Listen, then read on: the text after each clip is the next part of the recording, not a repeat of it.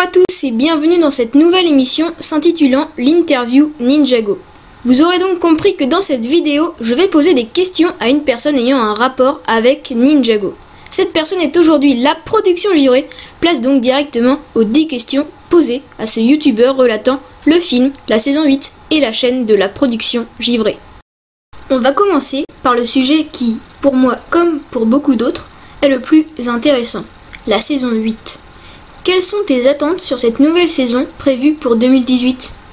Mes attentes sur cette nouvelle saison, c'est qu'elle soit déjà la suite de la saison 7 et qu'il n'y ait pas vraiment, on va dire, de nouveaux méchants. J'attends plutôt, bon, même si on a vu que c'était le retour, quoi. D'après ce que j'ai vu, je m'attendrais plutôt à un retour de Lord Garmadon et également, pourquoi pas, d'autres méchants. Après, j'ai une autre théorie que je n'ai pas forcément dite en vidéo, c'est que le groupe que tout le monde appelle les Power Rangers, alors que c'est les fils de Garmadon, les Sons of Garmadon, les gars qui volent le masque, ils sont pour moi des citoyens Ninjago, ou du moins des citoyens Ninjago mais qui adorent les méchants, et ils ont voulu ramener Lord Garmadon à la vie. Donc c'est pour ça qu'ils vont essayer de voler plein de masques de résurrection pour pouvoir ramener Lord Garmadon à la vie. Et Lord Garmadon, pas Sensei Garmadon, le méchant, avec tous les masques de la résurrection au temple de la résurrection. Après, mes attentes, c'est qu'elle soit comme les autres saisons, c'est-à-dire que tout soit exactement pareil, c'est le même voix d'acteur, bon ça je pense ça sera pareil, et qu'il n'y ait pas non plus, malgré que ça soit confirmé, qu'il n'y ait pas les coupes des cheveux, pareil que dans le film. Pour Lloyd, ça me gênerait pas, je l'ai déjà dit, je trouve que Lloyd, tout lui va, mais pour les autres ninjas, par exemple Kai, ça n'irait pas. Après, d'après ce que j'ai vu, sur les sets, tout ça et tout, leur tête resterait pareille. Leurs cheveux, moins. Donc je sais pas, mes attentes, ça serait vraiment ça, quoi. Qu'il y ait Lord Garmadon qui revienne, même si, bon, normalement, c'était censé être Acronix, Crux et Sensei Wu qui devraient revenir. Mais comme il y a eu le film entre-temps, ils ont voulu mettre Lord Garmadon, ce qu'on peut comprendre d'un point de vue business. Es-tu déçu du nouveau look des ninjas, semblable à ceux du film ? Comme je l'ai dit précédemment, je suis pas vraiment déçu par exemple pour Lloyd, mais pour les autres ninjas, si leurs cheveux y ressemblent, je serais déçu, et si leur tête y ressemble, alors là encore beaucoup plus, mais si leur tête n'y ressemble pas et qu'elle est peut-être que les cheveux, je serais déçu, mais beaucoup moins.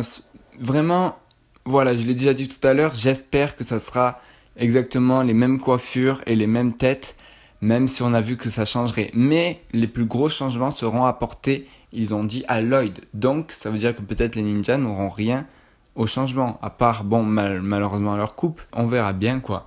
Mais sinon, je suis pas trop déçu, j'attends de voir. Alors que le film est sorti aux États-Unis, ma question va être: as-tu plus hâte de voir la saison 8 ou bien le film ? Sincèrement, j'ai plus hâte de voir le film, car je vois ça comme une parodie. Il faut pas voir ça comme une suite de la série ou une alternative possible. C'est une parodie complètement de la série qui fait qu'en gros, on peut s'éclater autre que la série. C'est-à-dire, on va découvrir d'autres ninjas plus drôles, plus sympathiques, avec une nouvelle histoire qui est complètement différente de celle de la série.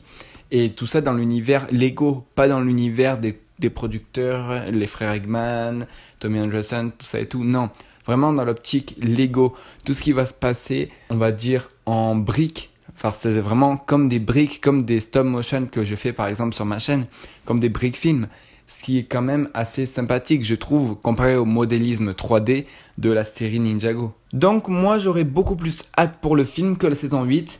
Car le film, déjà, les produits du film m'intéressent beaucoup, je les adore. Les sets du film, je les adore, ils sont magnifiques pour moi. Ensuite, parce que la saison 8, elle arrive déjà plus dans longtemps et que je suis pas trop emballé par cette saison comparé à la saison 7, je suis beaucoup moins emballé. Disons que je préfère me réserver, attendre de voir, plutôt que de tout mettre d'un coup.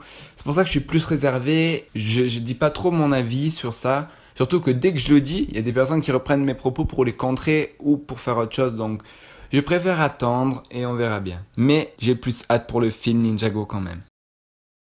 Que penses-tu des changements de costumes, doubleurs, graphismes et des personnages dans le film? Ben, comme je l'ai dit, c'est pour moi un film parodique, donc tout peut changer, c'est normal que tout change d'ailleurs. Comme ça, on a une nouvelle vision, on a de nouvelles voix pour les personnages, on peut, on va dire, plus s'éclater. Disons que ça va être moins sérieux comme la série. On voit d'ailleurs un peu d'humour dans le film, qu'on retrouve pas forcément dans la série. Disons que voilà, faut vraiment voir ça comme un film, on va dire, parodique, qui est vraiment ultra rigolo, donc... Franchement, ça me gêne pas du tout, étant donné que ce n'est pas la série. Là où ça me gênera le plus, c'est si ça se répercute sur la série. Une question au sujet de ta chaîne YouTube. Ça fait quoi d'avoir 8000 abonnés?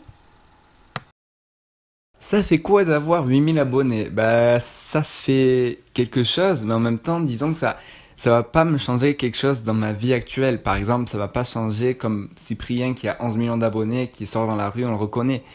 Moi, disons que c'est exactement pareil, sauf que je vois déjà que j'augmente beaucoup plus vite en abonnés et que je commence à avoir, on va dire, beaucoup plus de personnes qui regardent mes vidéos. Mais il y a en même temps un petit truc qui me chagrine, c'est que je vais pas me plaindre, hein, mais c'est juste que je trouve que même si j'ai plus de vues sur mes vidéos, YouTube met moins en avant mes contenus. Des fois, j'ai des personnes qui sont abonnées à ma chaîne qui me disent 2 jours après que j'ai sorti la vidéo, je viens de recevoir la notification maintenant. YouTube, qu'est-ce que vous faites avec la notification? Et je sais que ça m'était déjà arrivé pour un YouTuber, je me rappelle plus lequel, que YouTube, une semaine après, m'avait envoyé la notification. Du coup, on va dire, ça me déplaît un peu parce que des fois, je fais des vidéos où c'est que j'annonce que je vais être en direct et il faut la regarder maintenant pour savoir quand va être le direct. Ben voilà. Ils reçoivent jamais la notification puisqu'après de toute façon je la supprime et ils savent pas que j'ai été en direct. Donc c'est pour ça que YouTube, je trouve qu'il sur ce côté-là quoi, mettre mes vidéos en avant c'est moins bien, mais du côté où on va dire ma chaîne évolue, c'est énorme. Et vraiment avoir 8000 abonnés, c'est là où tu te rends compte qu'en fait tu commences un peu, on va dire, à devenir important. Comme je l'ai dit tout à l'heure, dès que je dis quelque chose, tout le monde reprend mes arguments. On va dire que dès que par exemple je réponds à quelqu'un ou quoi que j'avais jamais vu, une personne nouvelle sur ma chaîne me dit ouais tu m'as répondu c'est génial, on voit que vraiment tu commences à devenir une personne importante, je vais pas me vanter mais on peut dire limite une star comme les grands youtubeurs et ça c'est vraiment super, ça fait chaud au cœur et tu vois vraiment une communauté soudée qui est autour de toi, qui vraiment t'élève au maximum. Donc vraiment c'est génial, je souhaite à tout le monde d'avoir 8000 abonnés un jour et j'espère en arriver à plus que 8000. De toute façon ça continue d'augmenter donc on verra bien. Mais ça fait quoi d'avoir 8000 abonnés? Pour répondre sincèrement à la question, c'est énorme. Il n'y a pas vraiment de mots pour décrire à part c'est énorme. Et pour résumer tout ça en juste un mot, merci. Qui connaît la production givrée doit connaître les news givrées. Cette série est-elle toujours d'actualité maintenant que les maîtres des éléments est apparu sur ta chaîne? Alors oui, les news givrées sont toujours d'actualité, mais le problème c'est que comparé aux maîtres des éléments, les news givrées c'est Kai et Zane qui présentent des informations ou qui interviewent des personnages de Ninjago assez connus comme des méchants, des gentils, des alliés, tout ça. Et le problème, c'est que du coup, ça va beaucoup se baser sur le mouvement des bras, ce qui fait que c'est un peu plus long, c'est un peu plus minutieux que ma série, par exemple, les maîtres des éléments.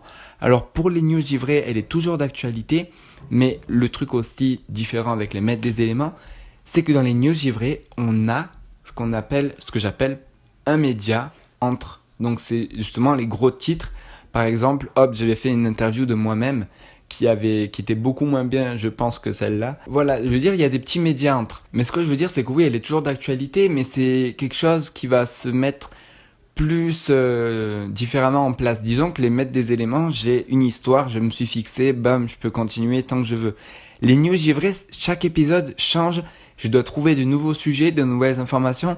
C'est un peu comme par exemple, toi, t'es Ninja Info, mais là c'est en brick film, donc c'est un tout petit peu plus compliqué, mais elle est toujours d'actualité. Je vais essayer d'ailleurs de sortir un épisode 3, mais ce n'est pas sûr. Peut-être que je changerai un peu la manière de fonctionner, ma manière de fonctionner, c'est-à-dire que peut-être ça sera un peu plus, on va dire, rythmé au niveau des images, mais il y aura peut-être moins de mouvements. Et disons que les titres seront beaucoup moins longs. Du coup, j'essayerai de faire un épisode tous les mois, comme c'était à la base prévu. et beaucoup plus rapidement possible, c'est-à-dire qui dure environ maximum 10 minutes. Les Maîtres des éléments est une super série réalisée par la production Givré. Le premier épisode connaît déjà un succès, alors ma question va être jusqu'à combien d'épisodes la série s'arrêtera? Ma série s'arrêtera, je l'espère, vers environ 10 épisodes. Après, ça dépendra aussi, j'ai pas vraiment calculé, mais vous verrez si vous n'avez pas déjà vu l'épisode 2. Il y a plusieurs combats et je vais essayer de faire en sorte que tout ça dure pendant tous les combats. Donc ça dépendra en fait du nombre de combats qui restera et de l'histoire, mais environ 10 épisodes. Y aura-t-il une saison 2 ensuite? Et oui, il y aura une saison 2, je sais pas encore sur quoi. J'hésite à la faire avec les personnages de la saison 7, avec les personnages de la saison 5 ou de la saison 6, voire même ceux du jour des âmes disparues que j'ai eu grâce au magazine Ninjago. Pour le moment, on va dire que j'attends de voir. Mais de sûr, il y aura une saison 2, oui, ça c'est sûr. Mais sur quoi, je ne sais pas trop. Avant, tu postais les épisodes de Ninjago. Maintenant, tu postes les épisodes de ta série, Les Maîtres des éléments. Alors peut-on dire que les Brick Films sont l'avenir de la production Givré? Oui, on peut dire que les Brick Films sont l'avenir de ma chaîne, puisque j'avais déjà dit dans une vidéo, comme quoi je me, on va dire, reconvertissais vers les Brick Films, plutôt pour, on va dire, m'améliorer dans tout ça, parce que aussi ça me plaisait, et parce que je postais plus aussi les épisodes de Ninjago. Et je me suis dit, oui, ça pourrait être l'avenir. Au début, je me suis dit, ça va être l'avenir de la production Givré. Mais quand j'ai vu que dès que je sortais une vidéo info, en moins de 4 heures, elle faisait plus de 1000 vues, je me suis dit, ah, va falloir quand même que tu continues un peu tes vidéos à côté. Donc, en gros, ça va être l'avenir de la production Givré, je pense une grosse partie. Mais à côté, je ferai toujours mes vidéos que mes fans adorent, c'est-à-dire que mes abonnés adorent, c'est-à-dire mes vidéos info, mes vidéos review des sets, construction en direct. Mais oui, on peut dire que les Brick Films seront une grande partie de l'avenir de ma chaîne. As-tu une théorie sur la saison 8 que tu voudrais bien faire part dans cette vidéo? Comme j'ai dit en début d'interview, je pense un peu à cette théorie-là, quoi, que les fils de Garmadon rassembleraient des masques pour faire revenir Lord Garmadon. Quand je dis les fils de Garmadon, c'est un groupe en fait de citoyens Ninjago qui, on va dire, admirent le mal, donc Lord Garmadon, tous les méchants qu'ils ont été, et ont voulu faire ressusciter pour eux le plus grand méchant de tous les temps, Lord Garmadon. Donc c'est pas du tout les fils de Garmadon, mais c'est des personnes qui ont un peu comme un fan club, et donc du coup qui se fait passer pour les fils de Garmadon, quoi. Après, je ne sais pas trop. Comme je vous ai dit, je préfère attendre et on verra bien. C'est déjà la fin de cette vidéo, le premier numéro de l'interview Ninjago. Le prochain numéro sortira dans un mois et j'interviewerai TSA Studio, la chaîne de Ninjago. Je vous laisse maintenant avec le dernier mot de la production Givré. Moi je vous dis à très vite pour une prochaine vidéo. Un dernier mot dans la vidéo, eh bien... c'était la production Givré, à la prochaine, non je rigole. Merci à vous d'avoir suivi cette interview. J'espère que le nouveau format de vidéo que Lego Fan a lancé vous plaira. Je ne sais pas encore qui sera le prochain interviewé. Moi j'ai beaucoup aimé les questions, je te l'ai d'ailleurs dit, car j'attendais vraiment que quelqu'un fasse une interview sur moi comme ça. Je me suis dit non, je vais quand même pas me faire moi-même une interview, une auto-interview, comme j'avais fait par exemple dans les news Givré. Mais sauf que ça avait duré trop dans les news Givré. Et je me suis dit, bon, je vais attendre. Et là, Lego Fan qui me propose, ouais, si tu veux faire une interview, je dis, bah, tranquille. Et les questions, c'est génial. Donc voilà, merci à toi pour m'avoir fait cette interview. Abonnez-vous à sa chaîne et pourquoi pas, si vous êtes d'accord, à ma chaîne. Laissez un j'aime à la vidéo. Dites-nous en commentaire ce que vous en avez pensé, vous aussi, sur les questions et sur mes réponses. Si vous voulez débattre tranquillement, gentiment, sans insultes. Et j'ai plus qu'à vous dire, c'était la production Givré. À la prochaine. Et merci à Lego Fan encore une fois.